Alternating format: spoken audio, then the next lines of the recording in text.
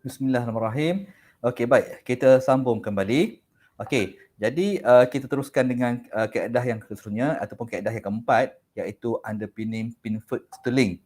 Okey, Pinfoot Sterling ni dia pun kaedah konsep dia sama juga, cuma cuma penggunaan ataupun dia punya dia sama konsep dengan yang pertama dan juga yang kedua. Di mana ada perubahan dari segi ataupun kita buat perubahan dari segi saiz foundation yang sedia ada lah.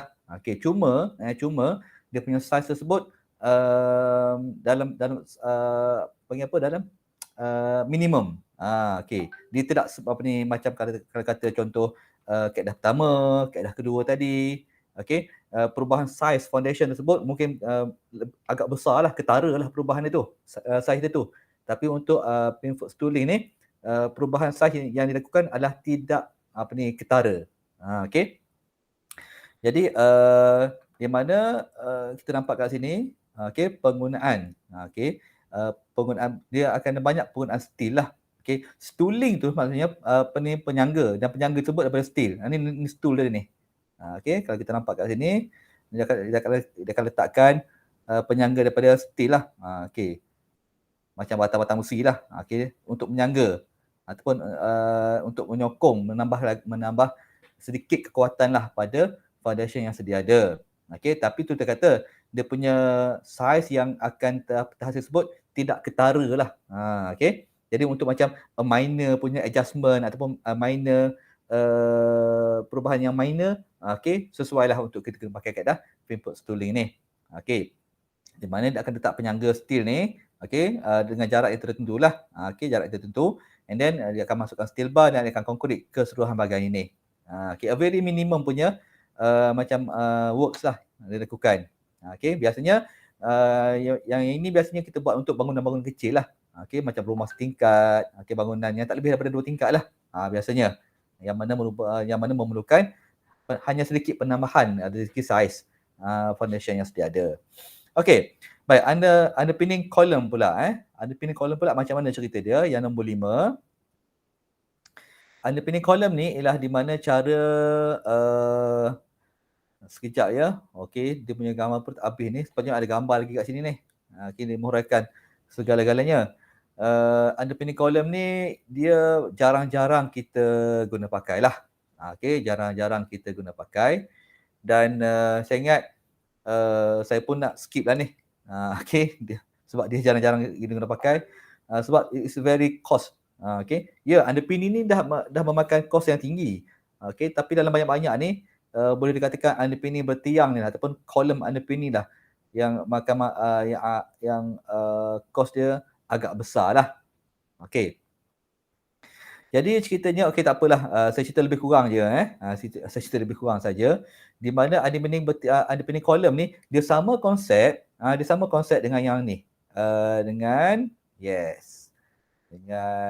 needle and pile underpinning. Okey.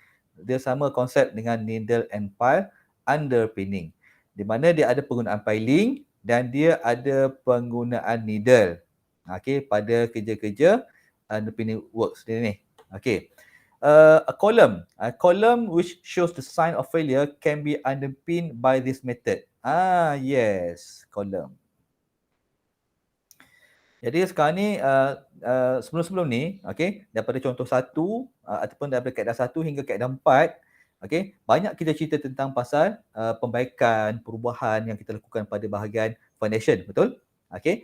Jadi sekarang ni ada masa juga di mana berlakunya kegagalan, okey, berlakunya masalah pada bahagian tiang bangunan. Okey, pada tiang bangunan. Jadi kat sini pun dia memberi sedikit makluman pada kita lah, di mana apa? Di mana biasanya struktur bangunan yang pakai struktur bertiang ni, okey, dia bukan guna kaedah pembinaan dia bukan secara load bearing punya construction. Bukan. Okey. Biasanya bangunan yang guna pakai konsep bertiang ni, okey, dia bertiang dan dia mesti ada penggunaan beam. Okey, beams and column lah, ataupun post and beam lah. Okey, macam seperti mana yang telah saya explain, okey, dalam topik yang sebelum ni lah. Okey, RC structure. Jadi kiranya underpinning column ni dia sangat sesuai untuk kita guna pakai pada bangunan yang kaedah pembinaan dia adalah secara post and beam ataupun column and beam. Okey. Dan bila dia guna pakai column and beam, okey, sebagai kaedah pembinaan ataupun sebagai kerangka bangunan tersebut, jadi biasanya foundation yang sesuai ataupun foundation yang biasa diguna pakai bersama-sama dengan column and beam ni lah pad foundation kebiasaannya. Okey. Baik. Jadi sekarang ni dalam contoh sekarang ni, bangunan tersebut adalah bangunan yang dibina secara konsep post and beam, yang mana menggunakan pakai pad foundation sebagai dia punya asas. Dan berlakunya kegagalan, kerosakan ataupun mungkin penambahan beban juga. Bila penambahan beban berlaku, pertama mungkin saiz beam perlu kita tingkatkan, dan juga tapi yang pentingnya saiz kolom tu perlu ditingkatkan atau perlu ditingkatkan terlebih dahululah sebelum kita buat penambahan pada saiz-saiz struktur yang lain. Okey. Jadi apa dia buat kat sini ialah, column which shows the sign of failure can be underpinned by this method. Mana-mana tiang yang menunjukkan tanda-tanda kegagalan. Kenapa tiang tersebut gagal? Itulah mungkin disebabkan oleh penambahan beban yang secara tiba-tiba, over design lah, ataupun dia dah design tiang tersebut untuk tanggung beban sebanyak ini, tetapi berlakunya penambahan beban secara tiba-tiba. Mana kata kita kena buat perubahan pada tiang bangunan berkenaan. Dia berbeza dengan kaedah load bearing. Bila kaedah load bearing, dia tak ada wall. Dia dinding semata-mata. Jadi perubahan yang perlu dilakukan ataupun adalah direct kepada foundation kat bawah tu. Dan juga pada dinding tu sendiri. Jadi nak repair dinding tu kena repair foundation dulu lah. Sebab foundation itulah yang akan menanggung beban yang daripada wall tersebut. Jadi apa dia buat kat sini lah. Before any underpinning work can take place, the structural steel or reinforced concrete column must relieve their loading. Sekali lagi, ini maksudnya kita nak divert. Kita nak divert aliran beban ataupun kita nak divert beban daripada tiang tu tadi ke tempat lain. So konsep dia sama juga. Sense of diversion. Kita kena divert kita punya beban tu tadi. A collar of steel or precast concrete members is fixed around the perimeter of the column. Steel collars are usually welded to the structural members, whereas concrete columns are usually chased to a depth of 25 mm to 50 mm. Steel collars are usually welded to the structural members. Whereas concrete column are usually chased case to a depth of 25 mm to 50 mm. Ini cerita dia. Sekarang ni kita nampak, di mana dalam keadaan biasa, ini pada pandangan tepi dah. Ini kita punya tiang bangunan. Dan ini kita punya pad footing. Ini memang pad footing lah. Bukannya asas jalur. Ini memang pad footing. Baik, saya akan letakkan dia dulu. Dan ini kita punya tiang dan beban daripada tiang, daripada atas pada beam pergi ke tiang pergi ke foundation pergi ke tanah. Itu aliran dia. Jadi sekarang ni tiang ni ada masalah. Tiang ni ada masalah. So macam mana kita nak mengatasi? So macam mana kita nak settlekan problem ini? So dia sama juga konsep dengan macam saya cakap tadi, penggunaan needle. Cuma needle ni dia bukan pakai needle lah. Konsep needle tu dia kepit. Jadi sekarang ni apa yang akan nampak ialah kat sinilah. Ini kita punya tiang. Ini kita punya kolom lah, kolom. Ini kita punya pad.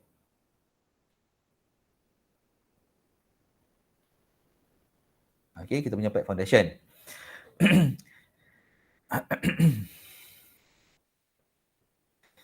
Jadi sekarang ni apa benda masalah dia? Tiang itulah yang kita nak buat pengebersuaian kan? Tiang itulah kita nak buat pengebersuaian. Di mana yang kamu nampak ni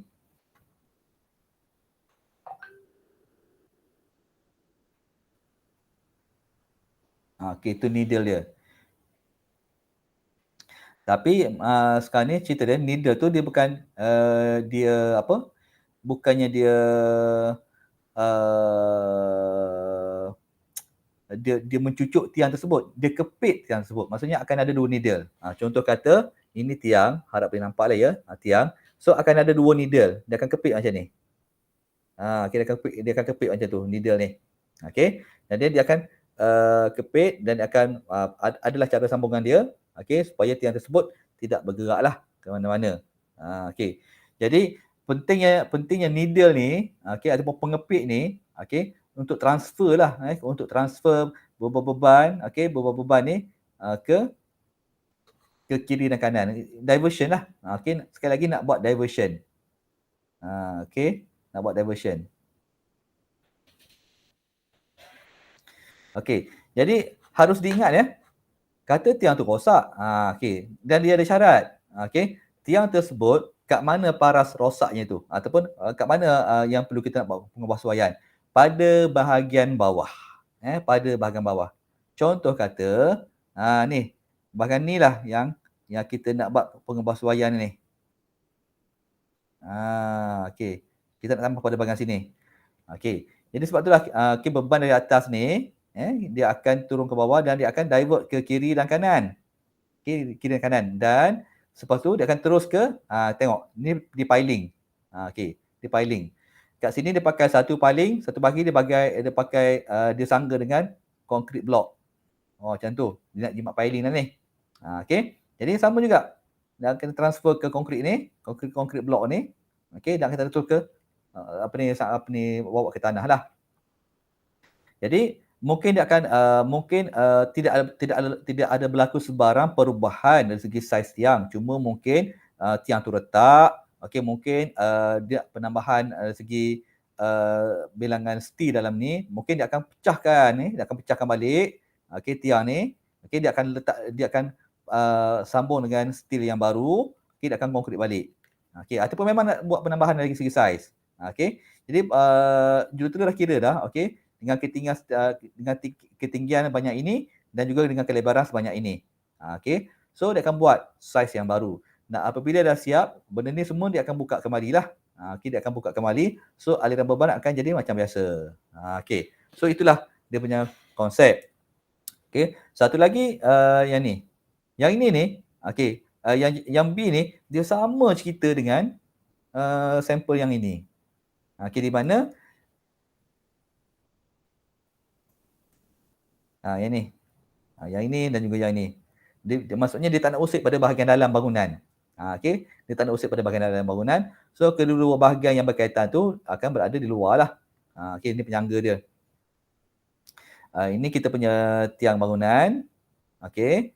Dan ini kita kepit dia. Okey, di mana semua ni bahagian kedua-dua bahagian ni berada di luar lah.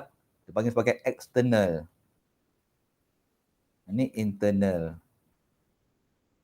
Tapi proses dia sama juga. Di mana bahagian yang kita nak repair tu mesti berada di bahagian bawah lah.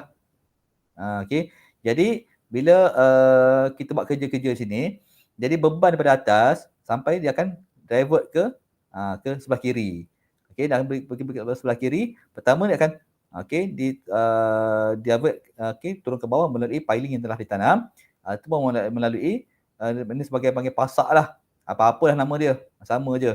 Sebab dia tak nak pakai piling dua-dua, dia tak nak pakai piling, so mungkin dia pakai satu tiang dia pacak terus ke dalam tanah lah sementara waktu. So sampai sini dia akan terus ke bawah. Sama juga. So diversion tu berlaku. Okey, sampailah benda ni siap, dah repair elok balik, okey, makanya dia punya needle ni, okey, dia akan buka balik and then aliran beban jadi macam biasa. Dan dalam untuk kita punya underpinning bertiang ni, needle dia tu, okey, ingat nama dia kita panggil needle lah, tapi dia tak cucuk, dia kepit. Biasanya needle tu dia pakai steel.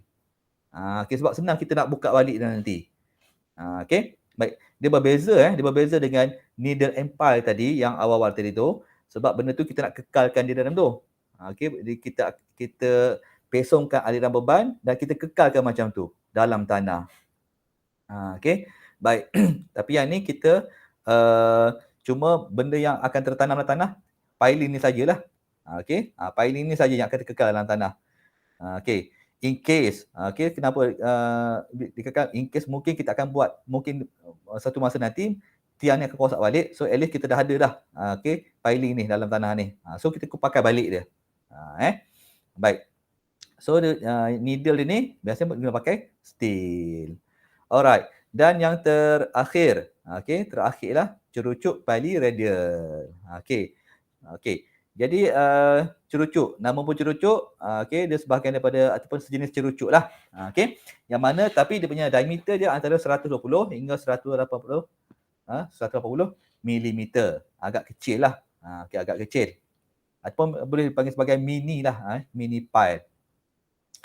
Jadi cerucuk jenis geseran dan bergerudi, pembinaan tidak mengeluarkan bunyi bising, tiada getaran dan boleh dilakukan di ruang serendah 1.8 meter. Okey, sebab saiz ni kecil.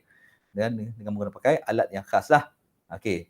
Contoh di mana satu lagi, kita tak nak buat pengkorekan lah ataupun kita nak buat pengkorekan yang minimum.